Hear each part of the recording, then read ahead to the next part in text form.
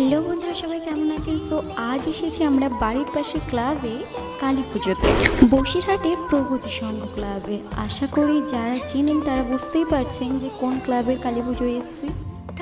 মায়ের সাজসজ্জাটা কিন্তু অপূর্ব ছিল। মায়ের চরণের কাছে যে শাড়িগুলো দেখছেন, এই শাড়িগুলো সবাই দান করেছেন। জবা ফুলের কুড়ি দিয়ে মায়ের সম্পূর্ণ মালাটা করা হয়েছে। আশা করি আজ এই সকালে সেই ফুলগুলো ফুটে অপূর্ব সুন্দর লাগছে। মায়ের মাথায় যে মুটুকটা দেখছেন ওটা কিন্তু রূপোর মুটুক, আর মায়ের যে জিহ্বাটা দেওয়া ওটা কিন্তু সোনার জিহ্বা। বন্ধুরা, এটা কিন্তু মা রক্ষাকালীর পুজো। কারণ মায়ের তো অনেক নাম আছে, ভদ্রাকালী, শ্মশানকালী, চণ্ডীমা কালী, অনেক নাম আছে। তো এটা কিন্তু মা রক্ষাকালীর পুজো। তারপর মাকে আমি ধূপবাতি দেখিয়ে নমস্কার করলাম।